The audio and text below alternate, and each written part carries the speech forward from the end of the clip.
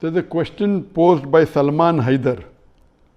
Just came on the Facebook. Sir, is life insurance halal? A similar question is asked on the WhatsApp message by Muhammad Tariq from Pakistan. Is it permissible to have life insurance? Life insurance per se is not haram in Islam, because you have to tie a camel. But today, since most of the life insurance is related with riba, so riba-based life insurance, interest-based life insurance is haram. Because interest is the 12th major sin in Islam. In today's world, most of the life insurance are related with interest and riba-based system.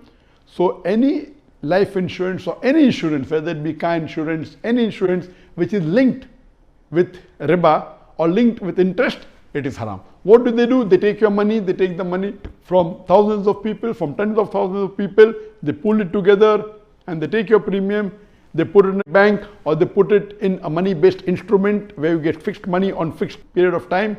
And based on the returns they get, they use that returns in taking care of the people, a person who has died or a person who had an accident. So this system based on riba is haram. But we have an Islamic alternative called as takaful. In the takaful system, in the Islamic life insurance system, what they do, the money you give, they invest in a halal investment. It is not riba based, it is halal as per the Islamic Sharia, and the returns they get from this halal based investment, they utilize for taking care of a person had an accident or a person died. So if it is an Islamic life insurance based on the takaful, based on the Islamic Sharia, then life insurance per se is halal. But if it's based on a non-Sharia compliant or a riba based or interest based, it is haram.